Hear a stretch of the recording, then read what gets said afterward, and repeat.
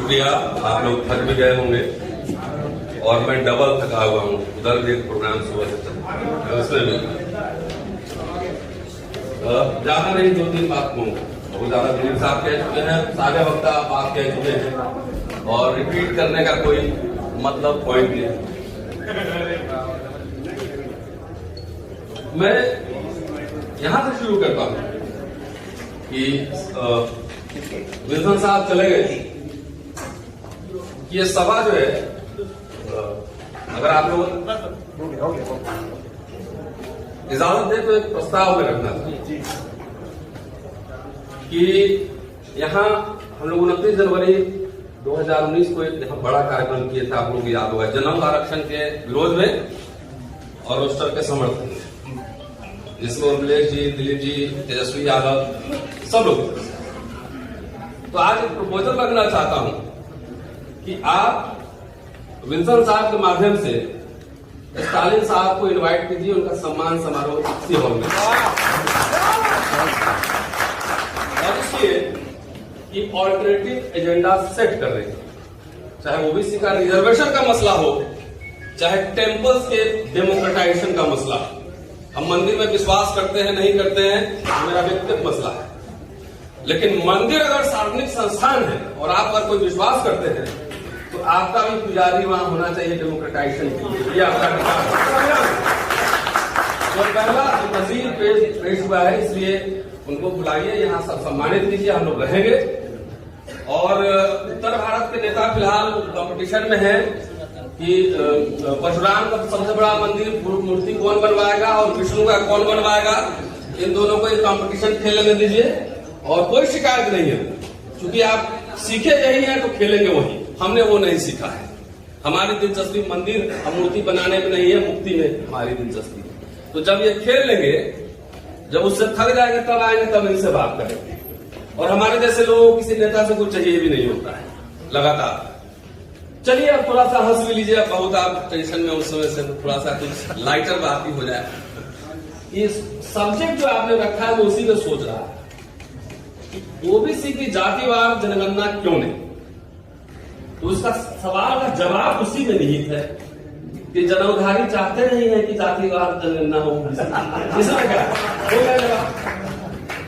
मुझे लगता है कि ओबीसी महासभा को एक मांग सिर्फ रखना चाहिए, हटा दीजिए। खाली बोलना चाहिए कि ब्राह्मणों की जनसंख्या का चुनाव जनगणना।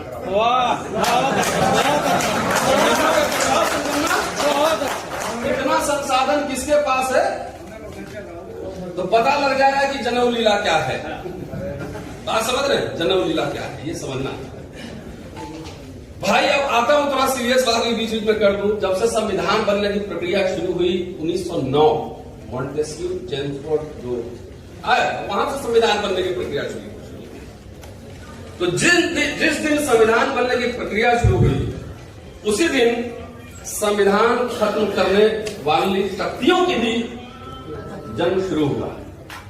9 में चेम्सफोर्ड आया और हिंदू महासभा बन जाता है। 20 के दशक में अभी सांसद महोदय अभी कह रहे थे, अम्बेडकर नामा में मैंने एपिसोड बनाया है जिसमें साहू जी महाराज और अम्बेडकर एक मंच पे आए थे और साहू जी महाराज 2500 रुपया भी दिए थे उनको अखबार चलाने। तो 20 में अम्बेडकर का उदय हो रहा है, देखिए 25 में जो है आरएसएस बन जाता है। खेला समझिए, खेला। लेकिन एक बात मैं कहूँ, अम्बेडकर साहब को पढ़िए, बगैर अम्बेडकर साहब को पढ़े और समझे हुए न तो संविधान बनने की प्रक्रिया, न देश में लोकशाही क्या है इसको समझ पाएंगे, और न ये भी समझ पाएंगे कि संविधान तोड़ने वाले कौन लोग हैं, संविधान में जिनकी आस्था नहीं। ये भी बात अम्बेडकर साहब कह चुके हैं। आजकल मैं एक यूट्यूब चैनल चलाता हूँ, लॉकडाउन में मैंने भी जो है थोड़ा कुछ काम कर लिया अम्बेडकर नामा नाम से, और जाके देखिए आपको आनंद मिलेगा, कभी कभी देख लिया कीजिए। ये खेला तो 1932 में ही खत्म हो गया, यकीन मानिए। जब जाति जैसी साइमन कमीशन और डॉक्टर अम्बेडकर की एंट्री होती है, अगर साइमन कमीशन का रिपोर्ट्स आप पढ़ेंगे और देखेंगे तो डॉक्टर अम्बेडकर ने ओबीसी रिप्रेजेंटेशन की बात वहां की थी साइमन कमीशन में, और जाति जनगणना हुई। और जाति जनगणना के बाद ये जब सेपरेट इलेक्टोरल जब मिला तो अम्बेडकर पिछड़े वर्ग के नेता भी बोले कि हमको भी शामिल करो। अम्बेडकर साहब ने कहा कि ऐसा है, जनगणना रिपोर्ट आ गया है, तुम अपना अलग मांगो, हम लोग सब सपोर्ट कर देंगे।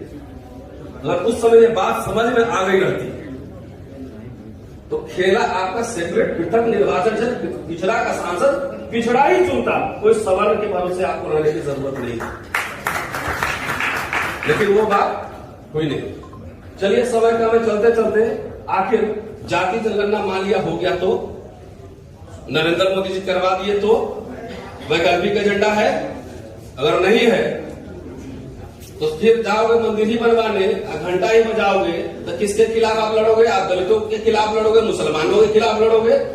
इसलिए इस मंच से हम ये भी आह्वान करना चाहते हैं, एक सुझाव देना चाहते हैं कि हमें वैकल्पिक संस्कृति भी पैदा करना होगा। जब तक जिसकी संस्कृति जिंदा होगी उसी की राजनीति जिंदा होगी। इसलिए इस बात को ध्यान में रखिए। दलित तो राष्ट्रपति हो गए, पिछड़ा प्रधानमंत्री हो गए, लेकिन जनऊ लीला में सब कुछ आपका खत्म हो गया। इसलिए वैकल्पिक संस्कृति का, विचारधारा का रहना जरूरी है। शुक्रिया। जय हिंद।